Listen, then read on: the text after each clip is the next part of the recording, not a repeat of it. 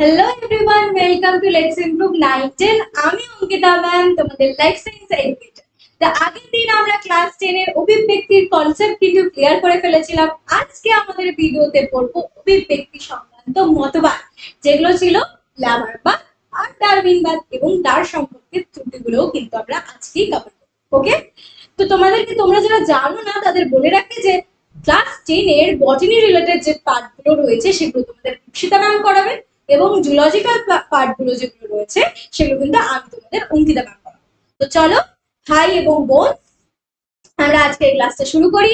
তার আগে যারা এখন অবধি চ্যানেলটিকে সাবস্ক্রাইব করনি তারা কিসের জন্য বসে আছো? চ্যানেলটিকে আগে সাবস্ক্রাইব করো, দেন বেল আইকনে ক্লিক করো এবং ক্লাসটিকে শেয়ার করো, লাইক করো, সবার মধ্যে ছড়িয়ে দাও, ঠিক আছে? তার আগে চলো দেখে নিই যে টেলিগ্রাম চ্যানেল তোমরা পিডিএফ গুলো কি করে পাবে। তোমরা সবাই বলো ম্যাম পিডিএফ গুলো ক্লাসে গুলো শেয়ার করে দিই। তো তোমরা পিডিএফ গুলো পেয়ে যাবে let's improve class 10 Telegram channel, ঠিক আছে? ওখান থেকে তোমরা পিডিএফ কালেক্ট করে নিতে পারো, তোমাদের যদি লাগে তোমরা নোট করতে পারো ওখান থেকেও, ঠিক আছে? তো তোমাদের অন্য কোনো জায়গায় যেতে হবে না, শুধুমাত্র টেলিগ্রাম চ্যানেলটাকে জয়েন করতে। চলো এবার তাহলে আমরা শুরু করে দিই, ঠিক আছে? তো আগের দিন আমরা কি পড়েছিলাম? অভিব্যক্তির কনসেপ্ট পড়েছিলাম, তাই তো?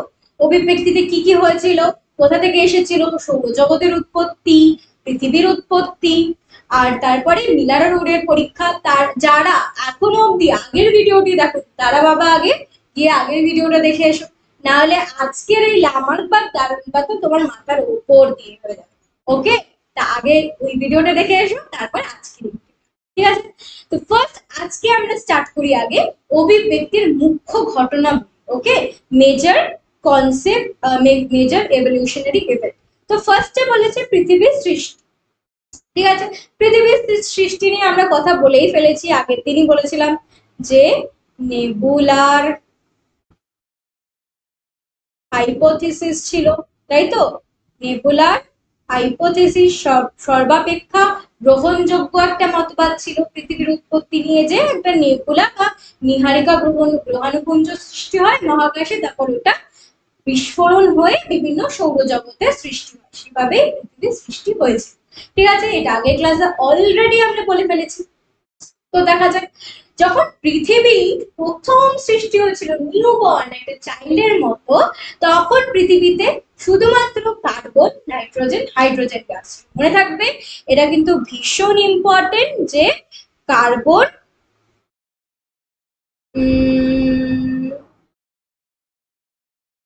কোথায় গেল পেন, হ্যাঁ, কার্বন, নাইট্রোজেন এবং হাইড্রোজেন, এই তিনটে গ্যাসই কিন্তু ছিল। কিন্তু পরিবেশে কোনো অক্সিজেন গ্যাস ছিল না। দেখো, মুক্ত অক্সিজেন কিন্তু পরিবেশে ছিল না। তাহলে আমরা এই যে হিউম্যানস, এই যে অ্যানিমাল, সব যে এত অক্সিজেন আমাদের দরকার প্রতিদিন, তাহলে আমরা পাচ্ছি কোথা থেকে? কি করে এই অক্সিজেন গ্যাসটা তাহলে আসলো পরিবেশে? চলো আজকে দেখি, ঠিক আছে? পৃথিবীর সৃষ্টির পর পৃথিবীর সৃষ্টি হয়ে গেল, জীবনের উৎপত্তি তো হতে লাগবে, নাহলে পৃথিবীর সৃষ্টি হয়তো ওর মধ্যে কিছুই নেই, জীবই নেই, কিছুই নেই, অন্যান্য গ্রহের মতো, ঠিক আছে? তো জীবনের উৎপত্তি কি হয়েছিল? আগের দিনই বলেছিলাম যে কোটি কোটি বছর আগে যে যে কার্বন, নাইট্রোজেন ও হাইড্রোজেন গুলো একসাথে মিশে যৌগ গঠন করেছিল, সেটা হচ্ছে মিথেন। মিথেন হচ্ছে, এটা হচ্ছে মিলেন হয়ে গেছে, এটা হচ্ছে মিথেন। মিথেন হচ্ছে CH4, আর অ্যামোনিয়া NH3, আর হাইড্রোজেন, এই তিনটে গ্যাস হচ্ছে মিলে তার ইউভি লাইট এবং বিদ্যুৎ। তখন আগেকার দিনে তো মেঘ ছিল, বৃষ্টি হতো, বজ্রপাত হতো, সেই বিদ্যুৎ স্ফুলিঙ্গ এবং ইউভি লাইট, সূর্য থেকে আসা ইউভি লাইটের ফলে এই যৌগগুলি কিন্তু একসাথে কোলয়েড ফর্ম করে নতুন জীবের উৎপত্তি কিন্তু ঘটায়। মানে প্রথম জৈব অর্গানিক ম্যাটেরিয়ালস এর উৎপত্তি ঘটায়, ঠিক আছে? মিলার রুডের পরীক্ষায় দেখেছিলাম ও মিথেন, অ্যামোনিয়া আর হাইড্রোজেনকে 2:1 অনুপাতে নিয়েছিল, দেন ওয়াটার ভেপার নিয়েছিল, ঠিক আছে? ওয়াটার ভেপার আর বিদ্যুৎ স্ফুলিঙ্গের বদলে ও ইলেকট্রোড ব্যবহার করছে। ইলেকট্রোড ব্যবহার করার পরে যখন ও দেখলো যে ওখানে নতুন ধরনের জৈব যৌগ কিন্তু সৃষ্টি হচ্ছে, ওর মধ্যে কি কি ছিল? ফর্মিক অ্যাসিড ছিল, অ্যাসিটিক অ্যাসিড ছিল, গ্লাইসিন ছিল, আরো কি কি অ্যাসিড ছিল, ঠিক আছে? ওগুলোই কিন্তু জীবনের উৎপত্তির একটা ফার্স্ট স্টেপ ছিল। ওটাকে কি বলেছিলাম বলো? জৈবিক বিবর্তন বা কেমিক্যাল অরিজিন অফ লাইফ। জীবের যে রাসায়নিক মতবাদ, যে রাসায়নিক বিক্রিয়ার ফলে নতুন জৈব যৌগের যে সৃষ্টি হয়েছিল, এটাকে বলা হয় কেমিক্যাল অরিজিন অফ লাইফ। ঠিক আছে? এই যে জীবনের উৎপত্তি হলো, এই জৈব যৌগগুলো তারপর কি একসাথে এগ্রিগেটেড হয়ে কি করে গঠন করেছিল কোয়াসার্ভেট, আরেকদিকে গঠন করেছিল মাইক্রোস্ফিয়ার। মাইক্রোস্ফিয়ার আর কোয়াসার্ভেট কে গঠন করেছিল, কে বলেছিল হয়েছিল, সেটা তোমরা বলে দাও। ঠিক আছে? Coacervate, microsphere. ওকে। আর নেক্সট কি, এই কোয়াসার্ভেট ও মাইক্রোস্ফিয়ার গুলো নিউক্লিক অ্যাসিড কি ছিল? আরএনএ প্রকৃতির ছিল, তাই তো? আমরা আগের দিনই পড়েছিলাম আরএনএ ছিল নিউক্লিক অ্যাসিডের মধ্যে। তখন সে ব্যাপারটাকে বলা হয় হচ্ছে আরএনএ ওয়ার্ল্ড হাইপোথিসিস, তাই তো? এই নিউক্লিক অ্যাসিড আরএনএ গুলো কোয়াসার্ভেট এবং মাইক্রোস্ফিয়ারের মধ্যে নিচে পড়ছে, কোয়াসার্ভেট ও মাইক্রোস্ফিয়ারের মধ্যে হচ্ছে নিউক্লিক অ্যাসিড গুলো একসাথে জমা হয়ে গিয়ে কিন্তু প্রথম আদি কোষ বা প্রোটোসেল,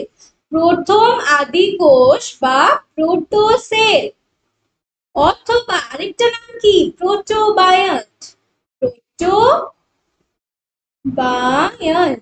সৃষ্টি করেছিল, তাই তো? এটা ছিল প্রথম প্রাথমিক সেল। এটা আমরা আগের দিনের কনসেপ্ট থেকেই বুঝতে পেরে গেছি। এবার আমরা নতুন আজকের কনসেপ্টে যাই। ওকে? তো প্রোটোবায়ন্ট সৃষ্টি হয়ে গেল, তারপরে এলো কি সালোক সংশ্লেষকারী ব্যাকটেরিয়া, পরিবেশে অক্সিজেন। ঠিক আছে? প্রোটোবায়ন্টের পর প্রথমে পৃথিবীতে প্রথম সৃষ্টি হয়েছিল আদি জীব হচ্ছে ব্যাকটেরিয়া। যারা ছিল ক্লোরোফিল যুক্ত। এবার তোমরা দেখবে যারা ব্যাকটেরিয়া থাকে তাদের যে বডিতে হচ্ছে ক্লোরোফিল রঙ্গক থাকে। ঠিক আছে? ক্লোরোফিল রঙ্গক থাকে,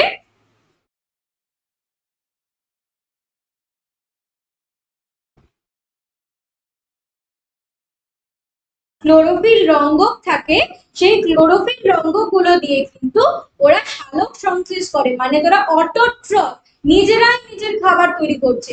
এবার সালোক সংশ্লেষ প্রসেসে আমরা কি জানি যে অক্সিজেন উৎপন্ন হয়, যেটা গাছের ক্ষেত্রে। ওই যখন ব্যাকটেরিয়াটা সালোক সংশ্লেষ ঘটাচ্ছে তখন প্রথম পরিবেশে নতুন করে অক্সিজেন কিন্তু পরিবেশে মুক্ত হচ্ছে। ঠিক আছে? তারপরে কি এলো? বহু কোষী জীবের উৎপত্তি।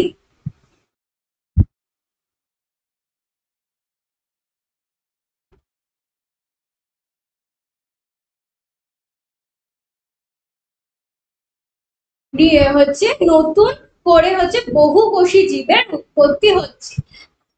অনেকগুলো জীব, প্রথমে একটা কোষ উৎপন্ন হলো, তো একটা কোষ হচ্ছে পরবর্তীতে হচ্ছে অনেকগুলো কোষ মিলে একসাথে হচ্ছে কলোনি আকারে, একটা কম্প্যাক্ট স্ট্রাকচার আকারে বসবাস করতে শুরু করলো।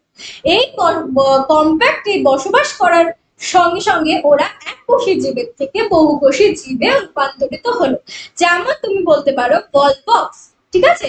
বল বক্স একটা এরকম একটা গোল গোল গোল গোল দেখতে একটা জীব, ও হচ্ছে একসাথে কলোনি করে বসবাস করতে লাগলো। তো এই কলোনিটাই পরে একসাথে সেলগুলো যখন একসাথে বসবাস করতে লাগলো তখন কি এরা ফিউজ হয়ে গেল, ইউনাইটেড হয়ে গেল, তারপরে কি বহুকোষী জীবের সৃষ্টি হলো। নেক্সট কি, মাছের মতো মেরুদণ্ডী প্রাণীর বিবর্তন। বহুকোষী জীব তোমরা জানো যে হচ্ছে ক্লাস 9-এ বিভিন্ন ফাইলামস গুলো পড়ে এসেছিল। বহুকোষী জীব থেকে ব্যাকটেরিয়া, মানে তারপর প্রোটোজোয়া থেকে পরিফেরা থেকে নিডারিয়া, এভাবে অনেক অমেরুদণ্ডী প্রাণীর সৃষ্টি হয়েছিল। এই অমেরুদণ্ডী প্রাণীগুলো সৃষ্টি হওয়ার পরে হচ্ছে বহুকোষী মেরুদণ্ডী প্রাণী সৃষ্টি হয়েছিল। মানে প্রথম ওর মধ্যে কি নোটোকড উৎপন্ন হয়েছিল। প্রথম কি ওর মধ্যে নোটোকড উৎপন্ন হয়েছিল। পরে নোটোকড মেরুদণ্ডে প্রতিস্থাপিত হয়ে মেরুদণ্ডী প্রাণী, মানে উন্নত প্রাণী তৈরি হয়েছিল, যেমন মাছ। ঠিক আছে?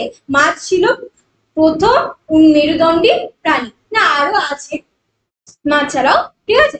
তো এগুলো হচ্ছে মেরুদণ্ডী প্রাণী, ঠিক আছে।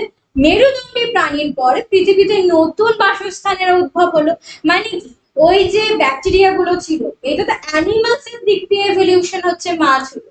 এবার কি গাছেরও তো হবে।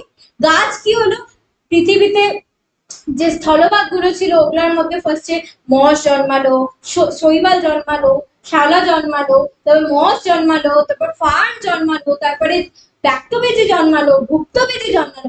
এইভাবে পরপর পরপর পরপর পরপর গাছগুলো এভলিউশন করে করে করে করে কিন্তু পৃথিবীতে নতুন রকমের বাসস্থানের উৎপত্তি হলো। ওকে, নেক্সট হচ্ছে চার পেয়ে মেরুদণ্ডী প্রাণী ডাঙায় ওঠা। এবার কি ছিল, যে মাছগুলো ছিল ওগুলো তো সব জলে থাকতো, জলেই ওদের অভিযোজন হচ্ছিল। এবার ডাঙায় ওঠার পালা। এবার এভলিউশন হবে কখন, কি অ্যামফিবিয়া, মাছের পরে কি আছে অ্যামফিবিয়া। ওরা কি হবে, এভলিউশন পরে যখন ওদের পা তৈরি হয়ে গেল, ওদের আরো অনেক ফুসফুস ডেভেলপ করলো, ওরা কি করলো, আস্তে আস্তে জল ছেড়ে ডাঙায় দিকে ওঠা শুরু করলো। ডাঙায় দিয়ে ওঠা শুরু করার পরে ডাঙায় উঠলো, তারপর ডাঙায় যেসব মেরুদণ্ডী প্রাণীগুলো ছিল তাদের মধ্যে বছরের পর বছর ধরে পরিবর্তন হয়ে হয়ে হয়ে হয়ে অন্যান্য যেসব মেরুদণ্ডী প্রাণী ছিল সেই মেরুদণ্ডী প্রাণীগুলোর আবির্ভাব হলো। ঠিক আছে, ক্লিয়ার? এটাই হচ্ছে অভিব্যক্তির মুখ্য ঘটনাগুলো। ঠিক আছে, তো আমরা যদি একটা ছকের আকারে লিখি, তো ফার্স্ট আমি কি লিখতে পারি, ফার্স্ট লিখতে পারি হচ্ছে পৃথিবীর সরি পৃথিবীর সৃষ্টি। পৃথিবীর সৃষ্টিতে মুক্ত অক্সিজেন ছিল না, কি কি ছিল, নাইট্রোজেন, হাইড্রোজেন, আর কি কি ছিল, কার্বন। পৃথিবীর সৃষ্টির পর কি হলো, জীবনের উৎপত্তি, তাই তো, জীবনের উৎপত্তি, যেখানে কি বিভিন্ন ধরনের কুয়াশার বেড, মাইক্রোস্ফিয়ার এবং জৈব যৌগগুলা উৎপন্ন হয়েছিল। জীবনের উৎপত্তির পরে কি আসে, এককোষী জীব, এককোষী জীব, তাই তো, এক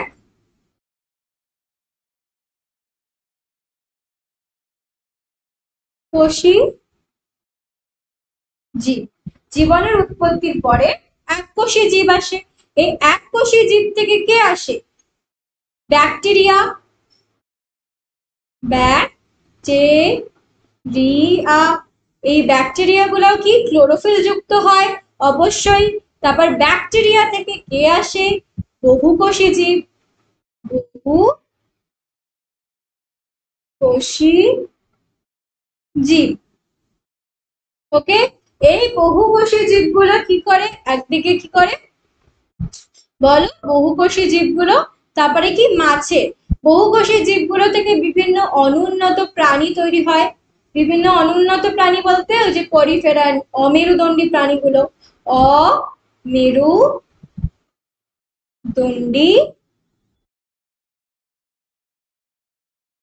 প্রাণী।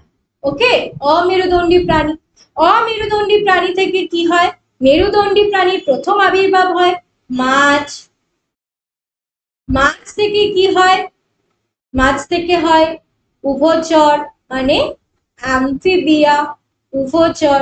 ঠিক আছে, উভচর থেকে হয় সরীসৃপ। সরীসৃপ থেকে দুটো হয়, একটা হয় হচ্ছে পক্ষী, একটা হয় হচ্ছে স্তন্যপায়ী। পক্ষী থেকে কিন্তু স্তন্যপায়ী আসে না, সরীসৃপ থেকে কিন্তু স্তন্যপায়ী আসে। ঠিক আছে, এর কিন্তু কিছু আমাদের প্রমাণও পাওয়া যায় এর সপক্ষে, সেটা আমরা পরে পড়বো। ঠিক আছে, সরীসৃপ থেকে আসে স্তন্যপায়ী আর পক্ষী, এটা গেল প্রাণীদের। আর বহুকোষী জীব থেকে সেম ভাবে কি হবে, ফার্ন, অ্যালগি জন্মাবে, তারপর ফার্ন জন্মাবে, জিমনোস্পার্ম জন্মাবে, অ্যাঞ্জিওস্পার্ম জন্মাবে। এভাবেই কিন্তু পৃথিবীর ধীরে ধীরে ধীরে ধীরে এভলিউশনের প্রসেসটা হয়েছে। ক্লিয়ার? আশা করি সবার কাছে একদম জলের মতো সোজা হয়েছে, তাই তো। নেক্সট আমরা পড়বো জৈব অভিব্যক্তি সংক্রান্ত যে মতবাদগুলো রয়েছে, সেই মতবাদগুলো কিন্তু পড়বো।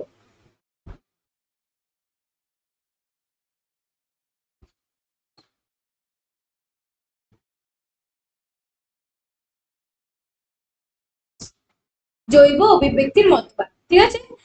নেক্সট হচ্ছে ফার্স্ট কি, ল্যামার্ক মতবাদ, ঠিক আছে, theory of Lamarck or Lamarckism, ঠিক আছে। ফরাসি, এখানে এটা কেটে আছে, ফরাসি বিজ্ঞানী জ্যা ব্যাপটিস্ট মনেট ল্যামার্ক কি ছিল, জ্যা ব্যাপটিস্ট মনেট ল্যামার্ক ছিল একটা ফিলোসফি ও জুলজিস নামক গ্রন্থে সর্বপ্রথম অভিব্যক্তি সংক্রান্ত মতবাদ ব্যাখ্যা করে।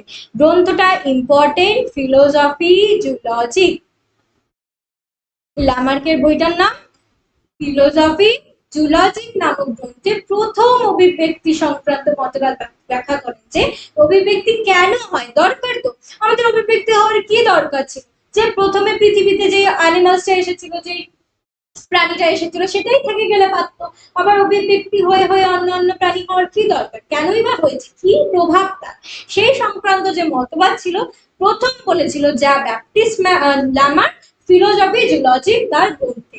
তার এই ল্যামার্কের যে মতবাদটা রয়েছে, এই ল্যামার্ক মতবাদকে বলা হয় ল্যামার্কিজম বা ল্যামার্কবাদ, কি বলা হয়, ল্যামার্কিজম বা ল্যামার্কবাদ, ক্লিয়ার। তো তার মতবাদ অনুযায়ী তিনি অনেকগুলো পয়েন্টে ভাগ করেছেন, ঠিক আছে। ফার্স্ট হচ্ছে অভিব্যক্তি হয় হচ্ছে পরিবেশের প্রভাব। পরিবেশের প্রভাব বলতে তুমি বলতে পারো যে খাদ্য, জল, মাটি, বাসস্থান, ঠিক আছে, এরকম ধরনের পরিবেশের যে কোনো পরিবেশ সংক্রান্ত এনভায়রনমেন্ট রিলেটেড ফ্যাক্টর, ঠিক আছে। তো ল্যামার্ক কি বলেছিল, অভিব্যক্তির উপরে পরিবেশের একটা বিশাল বড় হাত রয়েছে, ঠিক আছে। কি করে, এই যে পরিবেশের যেরকম প্রভাব, যেমন খাদ্য, জল, মাটি, বাসস্থান, এক এক জায়গায় এক এক রকম। আমাদের এখানে যেমন আমাদের উষ্ণ অঞ্চল, ঠিক আছে, কিন্তু আবার আমেরিকার দিকে যাবে দেখবে ওখানে অনেক শীতল, ওখানে ক্লাইমেটটাই চেঞ্জ হয়ে গেছে, ওখানে খাদ্য আলাদা, জল আলাদা, বাসস্থান, মাটি সবকিছু বা আলাদা যে এনভায়রনমেন্টাল ফ্যাক্টরস গুলো রয়েছে সেগুলো কিন্তু টোটালি আলাদা, ঠিক আছে। তো ল্যামার্ক বলেছিল এই কোন একটা প্রাণী এইসব খাদ্যর জন্য অথবা মিটিং এর জন্য অথবা বাসস্থান খোঁজার জন্য এক স্থান থেকে অন্য স্থানে ট্রাভেল করে, মানে এক জায়গা থেকে অন্য জায়গায় যাচ্ছে। তার ফলে কি হচ্ছে, এক অন্য জায়গায় যে পরিবেশের যে প্রভাবটা আছে তার মধ্যে কিন্তু অভিব্যক্তির সঞ্চার করছে। সাপোজ আমাদের এখানে দেখবে যে আমাদের এখানে খুব স্কিন টোনটা অনেক ট্যান হয়, ঠিক আছে, ডার্ক আমাদের স্কিন টোন কালার, কিন্তু আমেরিকার দিকে দেখবে ব্রাইট স্কিন টোন কালার। কেন, ওখানকার ফুড হ্যাবিট, ওখানকার ক্লাইমেট কিন্তু দুজনকে আলাদা করে দিয়েছে, ঠিক আছে। যদিও বাকি আমরা হিউম্যান, ঠিক আছে, হিউম্যান হওয়া সত্ত্বেও দুজন দুরকম, দুটো কান্ট্রির লোক দুরকম দেখতে হয়, ঠিক আছে। এটা কি, পরিবেশের প্রভাব, ঠিক আছে। তো তোমার যদি আইডেন্টিক্যাল টুইনসও হয় না, তো তোমার টুইনস কে ধরো তুমি একজন এখানে থাকলে অনেক আরেকজন ইয়েতে চলে গেল, আমেরিকা চলে গেল, যখন অনেক 20 বছর 30 বছর পর সে তোমার এখানে আসবে দেখবে ওর মধ্যেও অনেকটা চেঞ্জ হয়ে গেছে, ঠিক আছে। এটা হচ্ছে পরিবেশের প্রভাব। এই প্রভাবটাকে ল্যামার্ক হচ্ছে অভিব্যক্তির মুখ্য একদম মানে ধারণা বলে মনে করেছিল যে পরিবেশের প্রভাবেই এটা হচ্ছে, ঠিক আছে। নেক্সট হচ্ছে অঙ্গের ব্যবহার ও অব্যবহার সূত্র, law of use and disuse of organ, ঠিক আছে। ল্যামার্ক কি বলেছিল, যে প্রত্যেকটা অঙ্গই আমাদের দেহে কোনো না কোনো কাজে লাগে, হাত লেখার জন্য, পা চলাফেরার জন্য, চোখ দেখার জন্য, তো বিভিন্ন অঙ্গই আমরা ব্যবহার করে চলছি। কিন্তু কোনো কোনো অঙ্গ আমাদের ব্যবহার না করতে করতে করতে সেগুলো কি আমাদের ব্যবহার কমতে থাকার ফলে আমাদের শরীর থেকে লুপ্ত হয়ে গেছে, ঠিক আছে। কি বলেছে, শরীর থেকে লুপ্ত হয়ে গেছে। যেমন ধরো হচ্ছে ল্যামার যে সাপের পা, ল্যামার বলেছিল যে সাপেরও পা ছিল গিরগিটিদের মতো, কিন্তু ও হচ্ছে ইউজ না করতে করতে ওই পাটা লুপ্ত হয়ে গেছে। তো আমরা যখন কোনো অঙ্গ ব্যবহার করি না তখন ধীরে ধীরে ধীরে ধীরে এটা আমাদের পুরো জিন থেকে ওই অঙ্গের এক্সিস্টেন্সটাই লুপ্ত হয়ে যায়, ঠিক আছে। এটা হচ্ছে অঙ্কের ব্যবহার অব্যবহার সূত্র। এটা হচ্ছে ভেরি ভেরি ইম্পর্টেন্ট। ওকে, VVI। চলো নেক্সট সূত্র। নেক্সট তো আরো ভীষণ সূত্র, মেইন কনসেপ্ট। মেইন কনসেপ্ট একদম মেইন। ওকে, একদম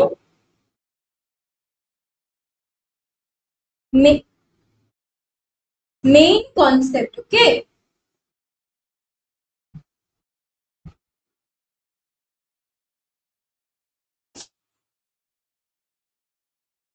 তো কি, অর্জিত বৈশিষ্ট্যের উত্তরাধিকার সূত্র। ঠিক আছে, law of inheritance of acquired character. অর্জিত বৈশিষ্ট্যের উত্তরাধিকার সূত্রের হচ্ছে ল্যামার কি বলেছিল, চলো পড়ি। পড়ার আগে আমি বলে দিই যে অর্জিত মানে ধরো তুমি একটা কোনো বৈশিষ্ট্য অর্জন করেছো, ঠিক আছে, তুমি একটা কোনো বৈশিষ্ট্য অর্জন করেছো, তার ফলে তোমার যে অফস্প্রিং হবে, তোমার যে ইয়েগুলো হবে, কি বলবো, অফস্প্রিং গুলো হবে, তো তারা তোমার অর্জন করা বৈশিষ্ট্যটার অধিকারী হবে, মানে সেই বৈশিষ্ট্যটা বংশ পরম্পরায় কিন্তু চলতে থাকবে, উত্তরাধিকার সূত্রে প্রাপ্ত হতে থাকবে। তো ল্যামার্ক বলেছিল পরিবেশের প্রভাবে জীবের জীবনকালে যেসব বৈশিষ্ট্য অর্জিত হয় তা পরবর্তী প্রজন্মে জীবে সঞ্চারিত হয়। এইভাবেই প্রতি প্রজন্মে অর্জিত সামান্য মাত্রার পরিবর্তন পরবর্তী প্রজন্মে জমা হতে হতে কালক্রমে একটি বড় পরিবর্তন দেখা যায়।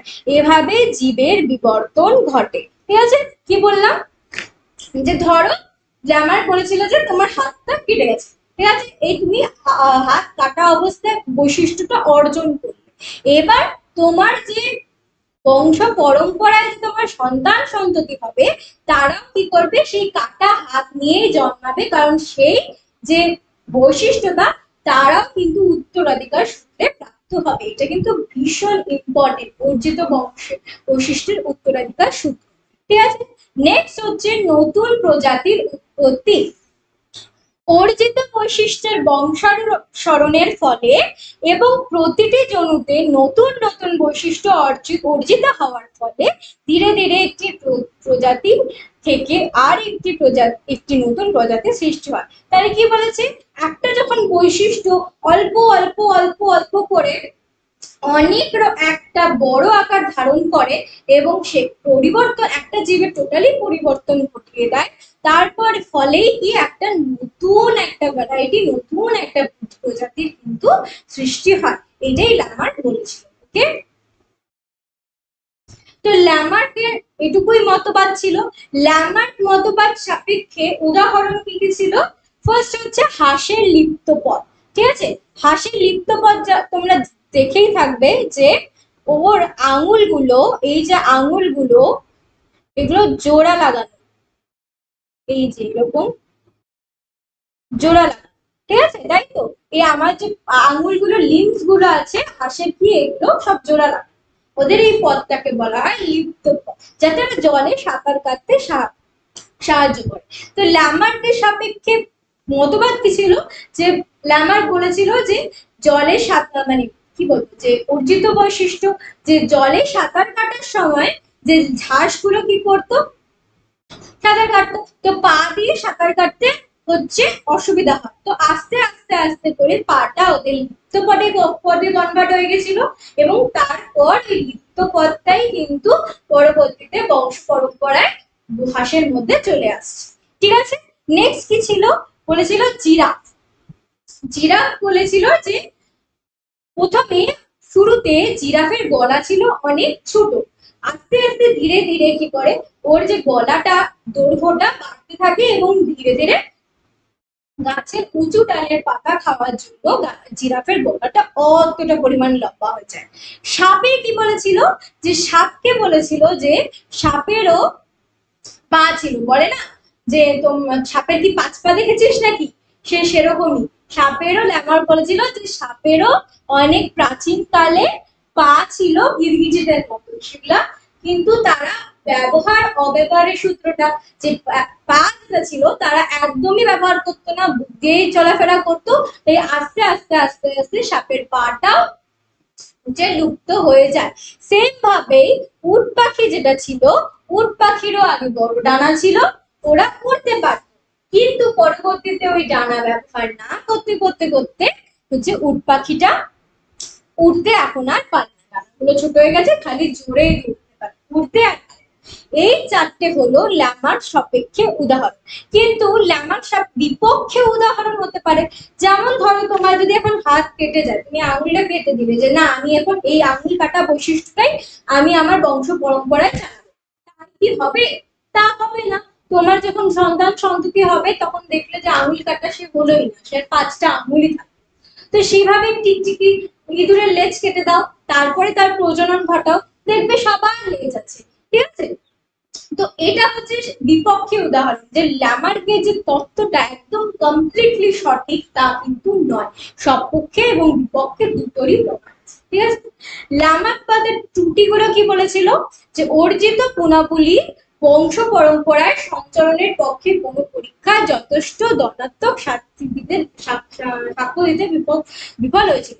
যে অর্জিত গুণগুলি, আমি যে গুণগুলো অর্জন করছি সেগুলো কি আদৌ আমার সন্তান সন্ততিদের মধ্যে যাবে, নাকি আমার মধ্যেই থেকে যাবে আর কোথাও যাবে না? এইটার ব্যাখ্যা কমপ্লিটলি, এই ব্যাখ্যা এবং এই সপক্ষে কিন্তু প্রমাণ দিতে ল্যামার ব্যর্থ হয়েছে। নেক্সট বলেছিল জিরাফের ক্ষেত্রে গলা লম্বা হওয়ার ব্যাপারে যে সজ্ঞান প্রচেষ্টার কথা বলা হয়েছে তা উদ্ভিদের ক্ষেত্রে দেখা যায় না।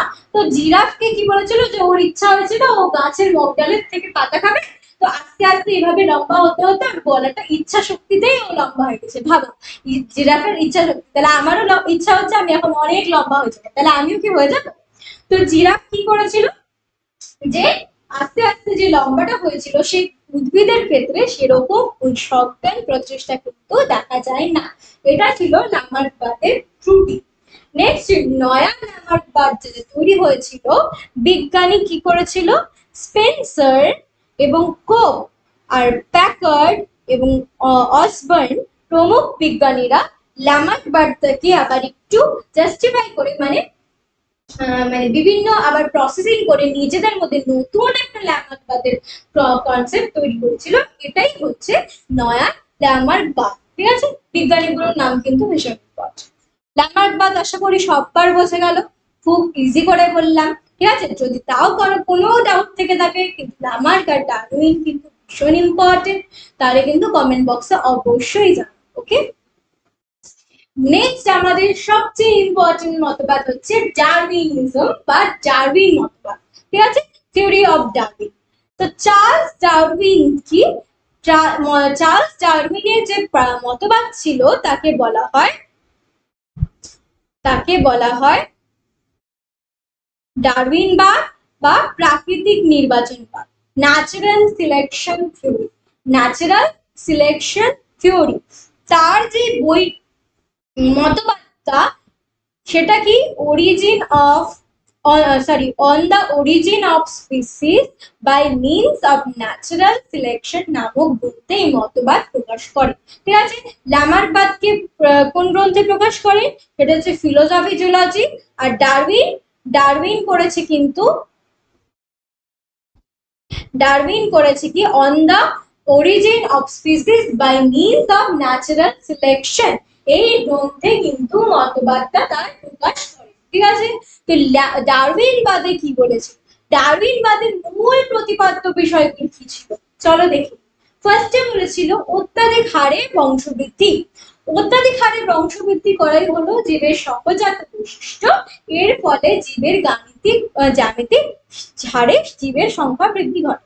এটার মানে কি, অত্যাধিক হারে বংশবৃদ্ধি কেন করব, দেখবে তুমি একটা মাছ আর বিভিন্ন প্রাণী দেখবে অনেক অনেক ডিম পারে, ঠিক আছে, কোনো আর্থ্রোপোডা হোক, পোকামাকড় হোক, মাছ হোক, শামুক হোক, যাই হোক না কেন, ও প্রচুর পরিমাণে ডিম পারে। কেন, ধরো জলের মধ্যে মাছ একটা ডিম পেরেছে, তো অন্যান্য যে মাছগুলো আছে হতে পারে এসে ওই ডিমটাকে খেয়ে নিল, তাহলে কি হলো, মাছের তো লস হলো আর নতুন প্রজাতি তো সৃষ্টি হলো। কিন্তু আমি যদি অনেক পরিমাণে ডিম পারি, তাহলে কিছু সংখ্যক তো বেঁচে থাকবে, কিছু সংখ্যক তো প্রজাতির সৃষ্টি হবে। তো এইটাই হচ্ছে ডারউইনের কনসেপ্ট, যে হচ্ছে এভলিউশনের প্রসেসটার কারণ হচ্ছে অত্যাধিক বংশবৃদ্ধি। আমি যত বেশি বংশবৃদ্ধি করবো তত বেশি সার্ভাইভাল চান্সটা আমার বেড়ে যাবে। আমার যে জিনটা, আমার যে ক্যারেক্টারটা আমি অন্যের মধ্যে এস্টাবলিশ করবো, ও থেকে যাবে, ও সার্ভাইভ করে যাবে, ঠিক আছে। ওই জন্য বিভিন্ন পরিমাণে মানে বিভিন্ন অনেক পরিমাণে মাছ এবং অন্যান্য প্রাণীগুলো কিন্তু ডিম পারে, যাতে ওদের সংখ্যা বৃদ্ধি করতে পারে, পপুলেশনটাকে বাড়াতে থাকে। যত বেশি পপুলেশন বাড়বে ততই ভালো, ওদেরই রাজত্ব হবে।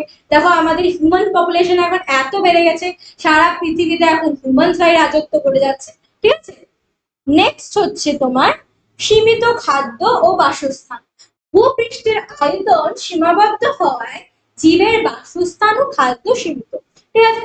পৃথিবীর আকৃতি আমি তো টেনে টেনে বানাতে পারবো না যে এই পৃথিবী তুই ইলাস্টিকের মতো এবার বড় হয়ে যা, এখন আমাদের জায়গা শর্ট হচ্ছে, তাহলে তো মানুষ সেটা করেই নিত, ঠিক আছে। এখন তো কোনো জায়গা ফাঁকা নেই, ঠিক আছে, সব জায়গায় ফ্ল্যাট হয়ে গেছে, এত হিউম্যান পপুলেশন বাড়ছে, মানে জনবিস্ফোরণ যাবে। তো ভূপৃষ্ঠে কি লিমিটেড খাদ্য আছে, ফুড সোর্সও লিমিটেড আছে, বাসস্থানও লিমিটেড, এই জন্য এখন একটা 22 তলার ফ্ল্যাট করে দিচ্ছে, এইটুকু জায়গার মধ্যেই থাকো 22,000 জন, ঠিক আছে। তো এই লিমিটেড বাসস্থান ও খাদ্য সীমিত হওয়ার জন্য পপুলেশন কি মানুষ সার্ভাইভ করতে হবে। এই যারা এই খাদ্যটাকে ভালো করে নিতে পারবে তারাই, এবং বাসস্থানটাকেও জিতে নিতে পারবে, তারাই সার্ভাইভ করে যাবে। যারা খাদ্য পাবে না তারা এক্সটিংক্ট করে যাবে, ঠিক আছে। আরেকটা কি কনসেপ্ট, অস্তিত্বের জন্য জীবন সংগ্রাম বা স্ট্রাগল অফ এক্সিস্টেন্স, ঠিক আছে। দেখো আমাদের এখনো তো অস্তিত্বের জন্য সংগ্রাম করেই যেতে হচ্ছে, যতদিন আমরা বেঁচে থাকবো ততদিন অব্দি সংগ্রাম কিন্তু করে যেতেই হবে, ঠিক আছে। তোমরা ঠাকুমা দাদুর কাছে শুনে থাকবে, জীবনের জন্য যুদ্ধ করতে হবে, এখনই যুদ্ধ কর, এখনই পড়াশোনা কর, ক্লাস 10 ভালো করে পড়, মাধ্যমিক ভালো করে দে, উচ্চ মাধ্যমিক ভালো করে দে, ভালো চাকরি কর, তাহলে তো জীবন যুদ্ধে তুই সফল, ঠিক আছে। তো অস্তিত্বের জন্য জীবন সংগ্রাম করতে হবে। ডারউইন বলেছিল লিমিটেড ফুড সোর্স এবং বাসস্থান। তো যত লিমিটেড সোর্স হবে তত কি হবে, অনেক জীবের মধ্যে কি সংগ্রাম হবে, এ ওকে মারবে, এ ওকে মারবে, এ ওর খাবার কেড়ে নেবে, এ ওর খাবার কেড়ে নেবে। তো এর জন্য কি একটা স্ট্রাগল করতে হচ্ছে। তো এরকম স্ট্রাগলকে ডারউইন 3টে ভাগে ভাগ করেছিল। ফার্স্ট হচ্ছে অন্তঃপ্রজাতি সংগ্রাম, অন্তঃপ্রজাতি সংগ্রাম বা ইন্ট্রাস্পেসিফিক স্ট্রাগল, অর্থাৎ নিজের প্রজাতিভুক্ত জীবেদের মধ্যে সংগ্রাম। ধরো হরিণ, একটা এইটুকু জায়গায় ঘাস আছে, ওখানে 14টা হরিণ আছে, তাহলে কি হবে, একটা হরিণ এই ধারে উঠবে, একটা হরিণ ওই ধারে উঠবে, খাওয়ার চেষ্টা করবে, ওদের মধ্যে স্ট্রাগল হবে। অথবা ধরো দুটো বাঘ একটাই শিকারের পিছনে তাড়া করছে, তো কি দুজনের মধ্যে একটা মারামারি হবে যে না তুই আমার, এটা আমার শিকার আমারটা ছেড়ে দে, ও বলবে এটা আমার শিকার আমারটা ছেড়ে দে, ওদের মধ্যে সেই মারামারি হবে, ঠিক আছে। তো যখন নিজের একই প্রজাতিভুক্ত দুটো বা তার বেশি জীবের মধ্যে সংগ্রাম হয়, তখন তাকে বলা হয় অন্তঃপ্রজাতি সংগ্রাম বা ইন্ট্রাস্পেসিফিক স্ট্রাগল, ওকে। আর যখন আন্তঃপ্রজাতিক সংগ্রাম বা ইন্টারস্পেসিফিক স্ট্রাগল, যখন আলাদা আলাদা প্রজাতির মধ্যে স্ট্রাগল হয়, তখন তাকে বলা হবে আন্তঃপ্রজাতি বা ইন্টারস্পেসিফিক স্ট্রাগল, ওকে। এক্সাম্পল স্বরূপ দিতে পারি যে বাঘ ও সিংহ দিতে পারি, বা হায়না। কি একটা শিকারের মধ্যে সেম ভাবে বাঘও তাড়া করছে, সিংহ তাড়া করছে, দুজন আলাদা প্রজাতি। তো আলাদা প্রজাতির মধ্যে যে দুজনের মধ্যে যে সংগ্রামটা হচ্ছে, টানাটানি হচ্ছে, যে যুদ্ধটা হচ্ছে, সেটাকে বলবো আমরা ইন্টার স্পেসিফিক স্ট্রাগল ওর আন্তঃপ্রজাতি সংগ্রাম। অথবা হরিণ বা আদার যে বন্য শুয়োর, এদের মধ্যেও হতে পারে, বা বাইসনের মধ্যেও হতে পারে, ঠিক আছে। যে এইটুকু জায়গায় একটা বাইসন এসে ঘাস খাচ্ছে, আবার হরিণও ঘাস খাচ্ছে, তো কে আগে খেতে পারে, কার খাওয়ার ফুড সোর্সটা কে বেশি পাবে, তো এদের মধ্যেও কিন্তু একটা স্ট্রাগল হচ্ছে। তো এটা হয়ে যাবে ইন্টারস্পেসিফিক।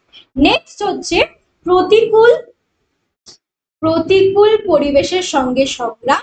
অর্থাৎ কি প্রতিকূল পরিবেশ মানে, প্রতিকূল হচ্ছে পরিবেশ মানে যখন বন্যা খরা বা এগুলো কিছু হয়, মানে পরিবেশ একদম সুইটেবল হয় না, মানে সার্ভাইভ করাই মুশকিল, তখন কি হবে প্রতিকূল পরিবেশ। যেমন কি হতে পারে খরা, খরা হলে কি হবে, সব গাছপালা শুকিয়ে যাবে, তো অ্যানিমেলস খাবে কি, ওদের তো খাবার না পেলে বেঁচে থাকতে পারবে না।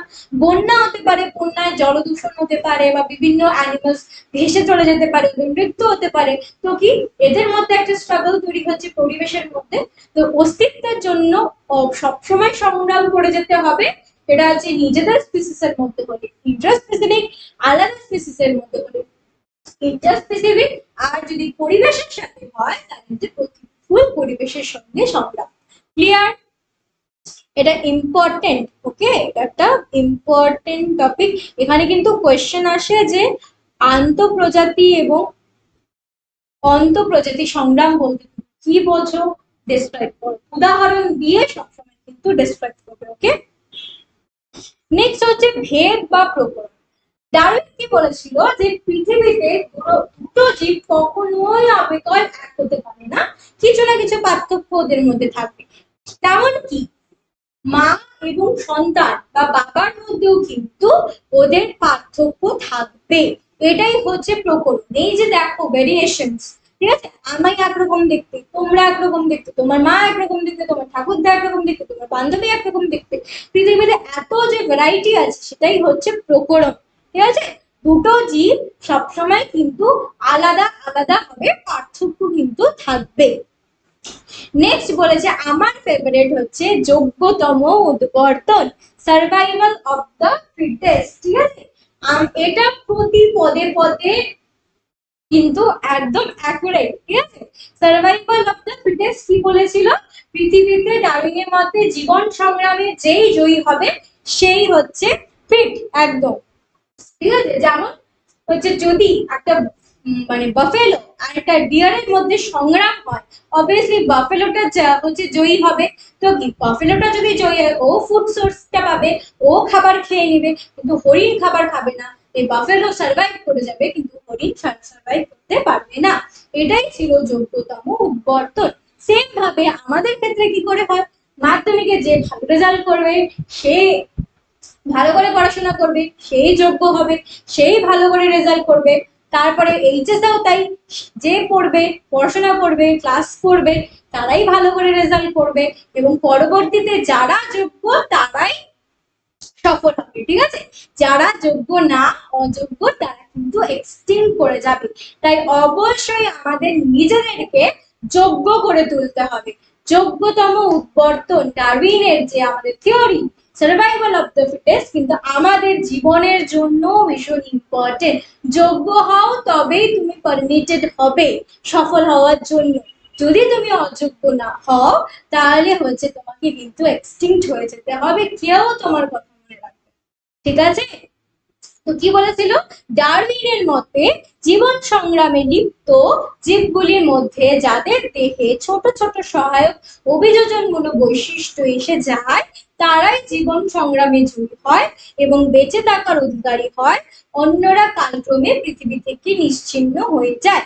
জীবন সংগ্রামে এর উত্তরণকে যোগ্যতম উদ্বর্তন বলা হয়। ঠিক আছে, তো কি ছোট ছোট বৈশিষ্ট্যগুলো যে জীবের মধ্যে বেঁচে থাকার জন্য তৈরি হয় তারাই কিন্তু যোগ্যতম উদ্বর্তনের চান্স পায়। ঠিক আছে, যেমন ল্যামার্কের এখানে জিরাফ ছিল, ডারউইনও কিছু জিরাফ নিয়ে বলেছিল যে পৃথিবীতে কিছু জিরাফ ছিল যারা স্মল গলা ছিল, মানে স্মল নেক ছিল, ছোট গলা ছিল, আর কিছু বড় গলা ছিল। ঠিক আছে, যারা বড় গলা ছিল তারা হচ্ছে কি যোগ্য ছিল, তারা উঁচু গাছের ডালপালা থেকে খাবার খেতে পারতো। কিন্তু যারা ছোট জিরাফ ছিল তারা ফুড সোর্স পেত না, তারা খাবার পেত না। তা কি ওরা যোগ্য হয়ে গেল, খাবার পেয়ে গেল, জীবন সংগ্রামে জিতে গেল, তাই জন্য কিন্তু ওরা সার্ভাইভ করে গেল। যারা ছোট গলা যুক্ত যে জিরাফ গুলো ছিল তারা কিন্তু এক্সটিংক্ট হয়ে গেল। ঠিক আছে, মনে থাকবে। নেক্সট হচ্ছে প্রাকৃতিক নির্বাচন, আনাদার কিন্তু ইম্পর্টেন্ট মতবাদ। এটাও ইম্পর্টেন্ট, যোগ্যতম উদ্বর্তন, প্রাকৃতিক নির্বাচনও কিন্তু ইম্পর্টেন্ট। ওকে, প্রাকৃতিক নির্বাচন বলেছে যে এটা কিন্তু কোট আনকোটে লিখতে হবে, অবশ্যই কোটেশন। ওকে, যে প্রাকৃতিক প্রক্রিয়ায় অনুকূল ভেদ বা অভিযোজনমূলক ভেদ সমন্বিত জীবেরা অন্যদের সঙ্গে প্রতিযোগিতায় অধিক সুযোগ সুবিধা ভোগ করে তাকে প্রাকৃতিক নির্বাচন বলে। যেমন জিরাফের ক্ষেত্রে দেখো, ওর গলা লম্বা, ও প্রকৃতি দ্বারা সুযোগ সুবিধা বেশি ভোগ করছে, কারণ ও গলা লম্বা থাকা একদম টপ একদম মগডালের কাছে, মগডাল থেকে খাবার সংগ্রহ করতে পারছে। কিন্তু যারা ছোট গলা তারা তো পাচ্ছে না, তাদের তো সংগ্রাম করতে হচ্ছে। ওরা যখন হচ্ছে অভিযোজন হয়ে বড় গলা হয়ে গেল, তাহলে কি ওপরের ডালে তো কেউ পৌঁছাতে পারবে না, শুধুমাত্র জিরাফই পৌঁছাতে পারবে। তাহলে তার ফুড সোর্সের কোন রকম ঘাটতি হবে না, তারা আরামসে সার্ভাইভ করে যাবে। কিন্তু ছোট জিরাফ যারা, তারা জীবন সংগ্রামে যুদ্ধ করতে করতে করতে একসময় হেরে গিয়ে এক্সটিংক্ট হয়ে যাবে। তো এই লম্বা গলাওয়ালা জিরাফ যেগুলো ছিল, সেটাই কি প্রকৃতি দ্বারা নির্বাচন করেছিল, প্রকৃতি ন্যাচারাল সিলেকশন করেছিল। যারা যোগ্য হবে পৃথিবীতে টিকে থাকার জন্য, যারা যোগ্য হবে তাদেরকেই কিন্তু নেচার সিলেক্ট করবে।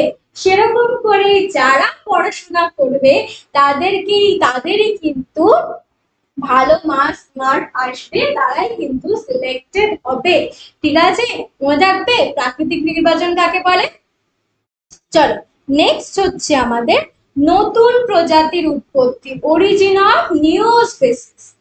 একটি বিশেষ জীবগোষ্ঠীর মধ্যে অনুকূল প্রকরণগুলি পুঞ্জীভূত হওয়ার উদ্বংশীয় জীব ও উত্তর পুরুষের মধ্যে বৈসাদৃশ্য অনেক বেশি হয় এবং কালক্রমে একটি নতুন প্রজাতির সৃষ্টি হয়। বিবর্তনের ফলস্বরূপ জীবজগতে নতুন প্রজাতির সৃষ্টি হয়। তো কি এইসব জীবগোষ্ঠী যেগুলো আছে এর মধ্যে প্রকরণ আসে, ঠিক আছে, মানে আলাদা আলাদা ভেরিয়েশনস আছে, এর মধ্যে এর প্রকরণ এর গুণটা আছে, এর মধ্যে এই প্রকরণ এই গুণটা আছে। তো এই গুণগুলো একসাথে বৈসাদৃশ্য এবং সাদৃশ্য হয় এবং ফলে আলাদা আলাদা প্রজাতির কিন্তু সৃষ্টি হয়। এভাবেই ডারউইনের মধ্যে নতুন প্রজাতির সৃষ্টি হয়। এটা ছিল আমাদের ডারউইনিজম বা ডারউইনবাদ। ঠিক আছে, ক্লিয়ার? আশা করি লামারবাদ, ডারউইনবাদ ক্লিয়ার। এরপরে আমরা চলে আসছি ত্রুটি। ডারউইনবাদেরও কিছু ত্রুটি ছিল লামারবাদের মতোই। ডারউইন কি করেছিল, ছোট ছোট প্রকরণের উপর বেশি গুরুত্ব দিয়েছিল, কিন্তু লক্ষ্য করা গেছে ওইগুলি বংশানুসরণ না ঘটায় অভিব্যক্তিতে এদের কোনো ভূমিকা নেই। ঠিক আছে, বংশানুসরণ ঘটায় না হবে, ওকে, বংশানুসরণ ঘটায় না। তো কি ডারউইন বলেছিল প্রকরণ তো হয় অল্প ছোট ছোট ছোট ছোট প্রকরণ, কিন্তু ওই প্রকরণগুলো বংশানুসরণ ঘটে যে অভিব্যক্তিতে কি কাজে লাগবে সেটা নিয়ে ডারউইন কিন্তু কোনো মন্তব্য করেননি, কোনো কিছুই বলেননি। ডারউইন জনন কোষ এবং কোষের মধ্যে পার্থক্য বা প্রকরণ করতে পারেনি, যে জনন কোষের মধ্যে কি হয় আর এমনি কোষের মধ্যে বা কি এমন থাকে যে দুটো কোষই আলাদা, জনন কোষ থেকে একটি নতুন জীবের সৃষ্টি হচ্ছে, কেন নর্মাল সোম্যাটিক সেল থেকে কেন নতুন জীবের সৃষ্টি হতে পারে না, সেই সম্পর্কে কিন্তু ডারউইন কোনো মন্তব্য করেন। ওকে, নেক্সট ডারউইন প্রকরণের উৎপত্তি সম্পর্কে কোনো ব্যাখ্যা করতে পারেননি। এই যে প্রকরণ, আমাদের যে এত ভ্যারিয়েশন, আমি একরকম দেখতে, তুমি একরকম দেখতে, তোমার আশেপাশের লোক একরকম দেখতে, তো এই যে প্রকরণ, এই প্রকরণটা কেন হচ্ছে, উৎপত্তি হওয়ার তো একটা কোনো কারণ আছে, কিন্তু এই প্রকরণটা কি করে উৎপত্তি হচ্ছে ডারউইন কোনো মন্তব্য করতে পারে। ঠিক আছে, ডারউইন যোগ্যতম উদ্বর্তনের কারণও বলতে পারেনি, যে কেন যোগ্যরাই সার্ভাইভ করবে, কেন অযোগ্যরা এক্সটিংক্ট হয়ে যাবে, এই সম্পর্কে কোনো ব্যাখ্যা। আর বলছিল ডারউইন মিউটেশনকে প্রকৃতির খেলা বলে এড়িয়ে গেছে। হুগো দ্য ব্রিসলের মিউটেশন তত্ত্বের প্রবক্তা। মিউটেশন মানে পরিপ্রেক্ষিত, কোনো একটা জিন সিকোয়েন্সের যদি আকস্মিক পরিবর্তন হয়ে যায় তাহলে হচ্ছে সেটাকে বলা হয় মিউটেশন। ডারউইন মিউটেশনকে প্রকৃতির খেলা বলেছেন, এটা তো মিউটেশন চেঞ্জ হয়ে গেছে তারপরে প্রকৃতির করে দিচ্ছে, কিন্তু মিউটেশনের একটা কারণ থাকে, একটা প্রসেস থাকে, একটা তত্ত্ব থাকে, তো সেটা নিয়ে কিন্তু ডারউইন কোনো আলোচনা করেনি। পরবর্তীতে হুগো দ্য ভিস হচ্ছে মিউটেশন তত্ত্বের প্রস্তাবনা করেছিলেন। তো মিউটেশনটা কি সেটা তিনি ডেসক্রাইব করেছিলেন, যে কোনো একটা জিন সিকোয়েন্সের কোনো বাহ্যিক কোনো প্রভাবের ফলে কোনো একটা পার্টিকুলার জিনও যদি চেঞ্জ হয়ে যায় তাহলেও আমাদের শরীরে কিন্তু অন্যান্য রকম চেঞ্জেস আমরা লক্ষ্য করতে পারি। তো এটাই হচ্ছে মিউটেশন। ডারউইন লুপ্তপ্রায় অঙ্গের উৎপত্তি ব্যাখ্যা করতে পারেনি। কেন লুপ্তপ্রায় অঙ্গ, মানে আমাদের অ্যাপেন্ডিক্স যেটা আগে ছিল এখন আমাদের শরীর থেকে লুপ্ত হয়ে গেছে। সাপের পা হয়তো ছিল এখন লুপ্ত হয়ে গেছে। কেন লুপ্ত হয়ে গেছে সেগুলো কিন্তু তারা ব্যাখ্যা করতে পারেননি। তো এটাই ছিল ডারউইনবাদের ত্রুটি। নেক্সট হচ্ছে Weismann, Hugo de Vries, Goldschmidt, Haldane, এগুলো কি করে, প্রমুখরা এই ডারউইনিজমটাকে কাজে লাগিয়ে নিজেদের মধ্যে মডিফাই করে নতুন একটা মতবাদ সৃষ্টি করে, সেটাকে আধুনিক মডার্ন হচ্ছে মতবাদ, সেটাকে বলা হয় নয়া ডারউইনবাদ। ক্লিয়ার? তো আমরা কি পড়লাম, আমরা হচ্ছে এভলিউশনারি প্রসেস গুলো পড়লাম, অভিব্যক্তির মতবাদ পড়লাম, কি পড়লাম, লামারবাদ এবং ডারউইনবাদ পড়লাম, তার ত্রুটি এবং নয়া ডারউইনবাদ এবং নয়া লামারবাদ কি সেটা কিন্তু পড়লাম। ঠিক আছে, আশা করি তোমাদের এখনো অবধি এটাতে কোনো প্রশ্ন নেই, কোনো ডাউট নেই। যদি থেকে থাকে অবশ্যই তোমরা কমেন্ট বক্সে জানাও, তাহলে পরের দিন ক্লাস শুরুর আগে সেই কমেন্ট গুলো দেখে আমি কিন্তু তোমাদের ডাউট গুলো ক্লিয়ার করার চেষ্টা করব। ঠিক আছে, তো নেক্সট ক্লাসে আমরা পড়বো অভিব্যক্তির সপক্ষে প্রমাণ। কি কি প্রমাণগুলো ছিল, প্যালিওলজিক্যাল প্রমাণ বা এমব্রায়োলজিক্যাল প্রমাণ, এই প্রমাণ গুলো কিন্তু আমরা নেক্সট ক্লাসে আলোচনা করব। ততক্ষণের জন্য সবাইকে থ্যাংক ইউ। ঠিক আছে, তোমাদের আশা করি আজকের ক্লাসটা খুব ভালো লাগবে, খুব খুব তোমরা শেয়ার করে দাও, লাইক করে দাও। ঠিক আছে, আর এটা হচ্ছে আমাদের টেলিগ্রাম চ্যানেল। আমি আগেই বলে দিচ্ছি যে টেলিগ্রাম চ্যানেলে জয়েন হয়ে যাও, তাহলে পিডিএফ এর জন্য ঘোরাঘুরি করতে হবে না, direct let's improve class 10 Telegram চ্যানেলেই কিন্তু তোমরা সব ক্লাসের পিডিএফ গুলো পেয়ে যাবে। এবং চ্যানেলটিকে সাবস্ক্রাইব করে দাও, লাইক করে দাও ভিডিওটাকে এবং শেয়ার করে দাও, যাতে সবগুলো ভিডিও কিন্তু তুমি এবং তোমার বন্ধু সবাই কিন্তু দেখতে পারে, সবাই উপকৃত হতে পারে। ঠিক আছে, দেখা হচ্ছে পরের ক্লাসে। ততক্ষণের জন্য মাই ডিয়ার বোন এবং ভাইরা সবাই কিন্তু খুব ভালো করে পড়াশোনা করো, মাধ্যমিকে যাতে লাইফ সায়েন্সে খুব খুব একটা সুন্দর একটা নাম্বার আসে। ঠিক আছে, ততক্ষণের জন্য টাটা।